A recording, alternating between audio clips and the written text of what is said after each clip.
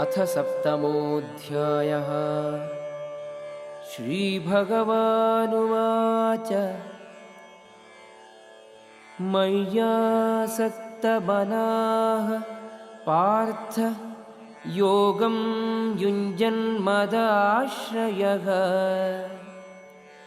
असंशयं समग्रं मां यथा ज्ञास्यसि तच्छृणु.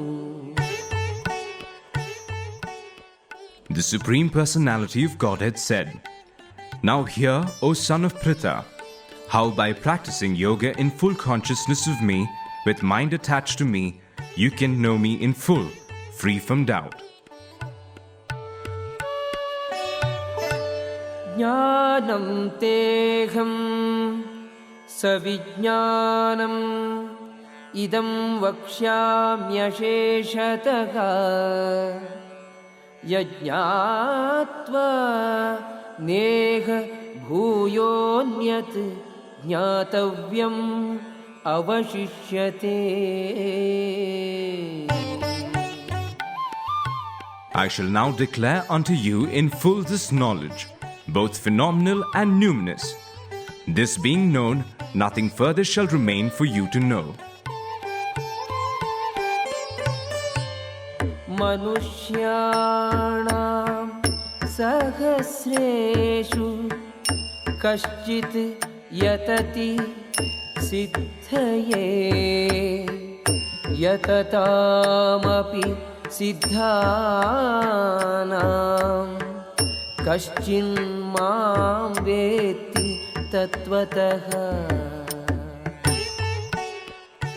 Out of many thousands among men, one may endeavor for perfection, and of those who have achieved perfection, hardly one knows me in truth. भूमिरापो नलो वायुः खं मनो बुद्धिरेव च अहङ्कार इतीयं मे भिन्ना प्रकृतिः अष्टधा. Earth, water, fire, air, ether, mind, intelligence, and false ego. Altogether, these 8 constitute my separated material energies.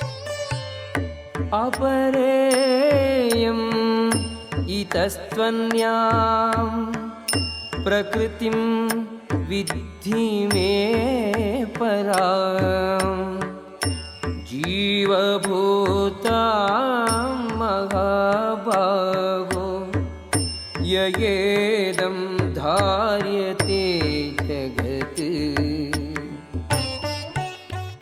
Besides these, O mighty armed Arjuna, there is another superior energy of mine, which comprises the living entities who are exploiting the resources of this material inferior nature. एतद्योनीनि भूतानि सर्वाणीत्युपधारय अहं कृष्णस्य जगतः प्रभवः प्रलयः तथा.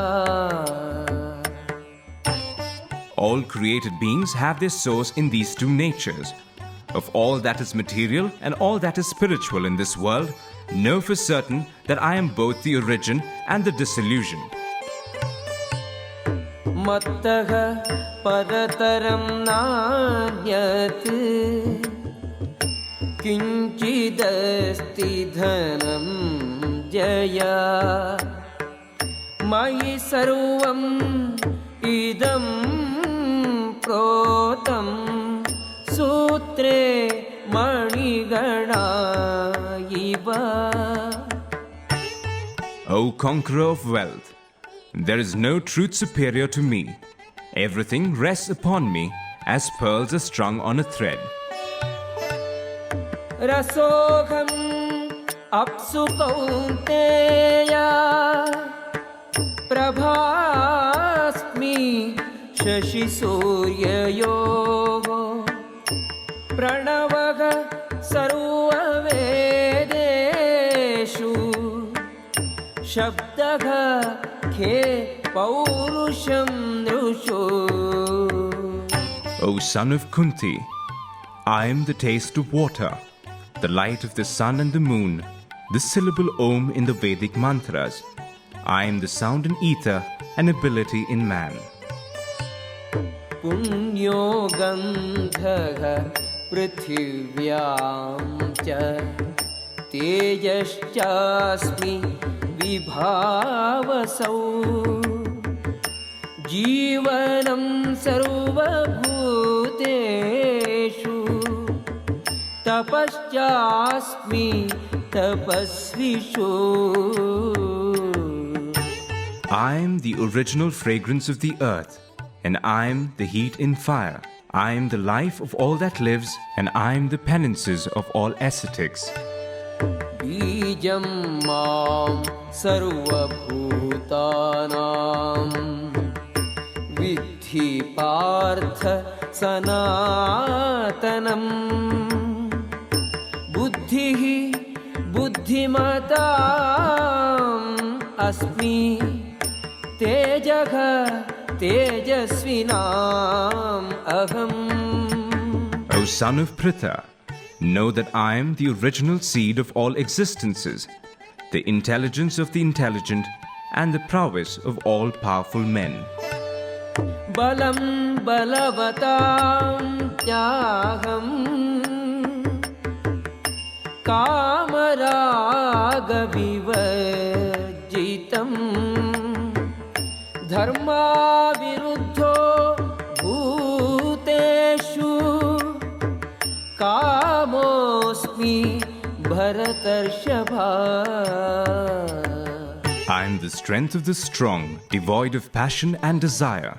I am sex life, which is not contrary to religious principles, O Lord of the Bharatas, Arjuna. ये चैव सात्विका भावाः राजसाः तामसाश्च ये मत्त एवेति तान् विद्धि न त्वहं तेषु ते मयि. Know that all states of being, be they of goodness, passion, or ignorance, are manifested by my energy. I am, in one sense, everything, but I am independent. I am not under the modes of material nature, for they, on the contrary, are within me. त्रिभिः गुणमयैः भावैः येभिः सर्वमिदं जगत् mojito नाभिजानाति मामेभ्यः परमव्ययम्. Deluded by the three modes, goodness, passion, and ignorance, the whole world does not know me, who am above the modes and inexhaustible. दैवी शेषा गुणमयी मम माया दुरत्यया मामेव ये प्रपद्यन्ते मायां ये तां तरन्ति ते. This divine energy of mine, consisting of the three modes of material nature, is difficult to overcome, but those who have surrendered unto me can easily cross beyond it.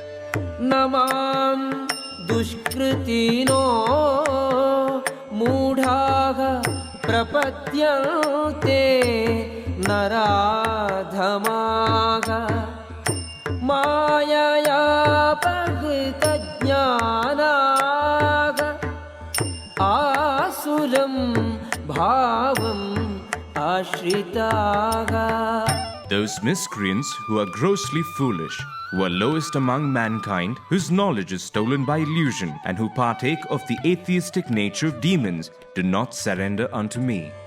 चतुर्विधाः भजन्ते मां जनाः सुकृतिनोऽर्जुन आर्तो जिज्ञासुः अर्थार्थी ज्ञानी च भरतर्षभा. O best among the Bharatas, 4 kinds of pious men began to render devotional service unto me: the distressed, the desirer of wealth, the inquisitive, and he who is searching for knowledge of the Absolute.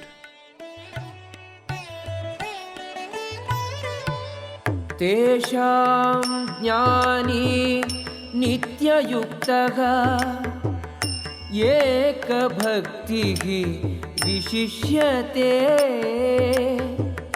प्रियो हि ज्ञानिनोत्यर्थम् अहं स च मम प्रियः. Of these, the one who is in full knowledge and who is always engaged in pure devotional service is the best, for I am very dear to him and he is dear to me.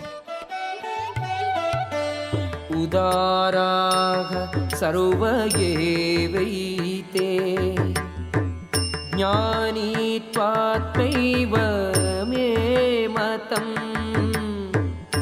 आस्थितः स हि युक्तात्मा मामेवानुत्तमां गतिम्. All these devotees are undoubtedly magnanimous souls, but he who is situated in knowledge of me I consider to be just like my own self. Being engaged in my transcendental service, he is sure to attain me, the highest and most perfect goal. Mahunam janmanam ante jnanavan mam prapadyate Vasudevaga sarvamiti samahatma sudurlabhaga. After many births and deaths, he who is actually in knowledge surrenders unto me, knowing me to be the cause of all causes and all that is. Such a great soul is very rare.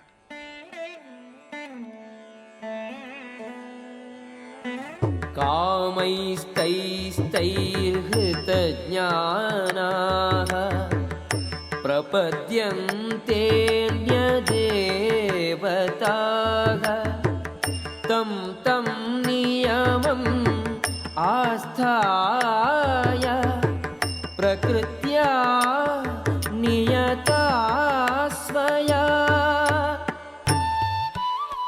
Those whose intelligence has been stolen by material desires surrender unto demigods and follow the particular rules and regulations of worship according to their own natures.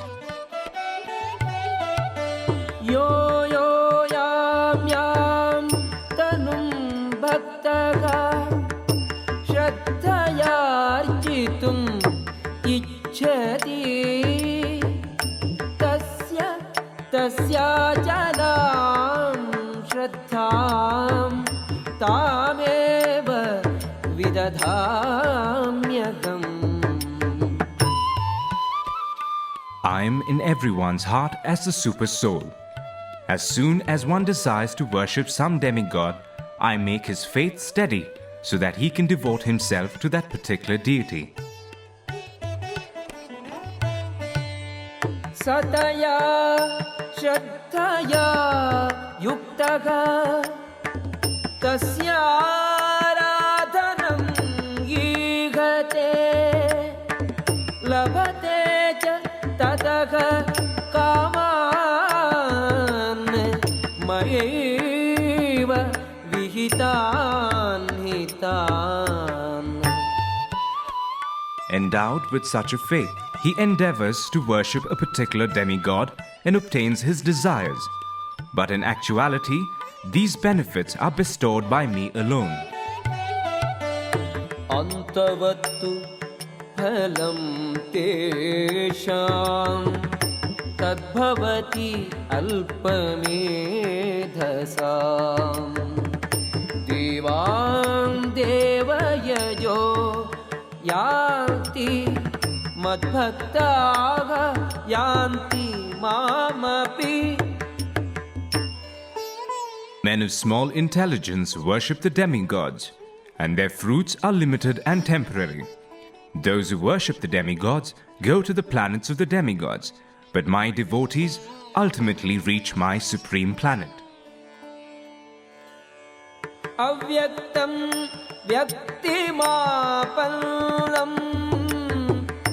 मन्यन्ते माम् अबुद्धयः परं भावम् अजानन्तो ममाव्ययम् अनुत्तमम्. Unintelligent men who do not know me perfectly think that I, the Supreme Personality of Godhead, Krishna, was impersonal before and have now assumed this personality. Due to their small knowledge, they do not know my higher nature, which is imperishable and supreme. नाहं प्रकाशः सर्वस्य योगमाया समावृतः मूढोऽयं नाभिजानाति लोको मामजमव्ययम्. I am never manifest to the foolish and unintelligent. For them I am covered by my internal potency, and therefore they do not know that I am unborn and infallible. वेदाहं समतीतानि वर्तमानानि च अर्जुन भविष्याणि च भूतानि मां तु वेद न कश्चन. O Arjuna, as the Supreme Personality of Godhead, I know everything that has happened in the past, all that is happening in the present, and all things that are yet to come. I also know all living entities, but me no one knows. इच्छाद्वेषसमुत्थेन द्वन्द्वमोहेन भारत सर्वभूतानि सम्मोहं सर्गे यान्ति परन्तप. O scion of Bharata, O conqueror of the foe, all living entities are born into delusion, bewildered by dualities arisen from desire and hate. येषां त्वन्तगतं पापं जनानां पुण्यकर्मणां ते द्वन्द्वमोहनिर्मुक्ताः भजन्ते मां दृढव्रताः.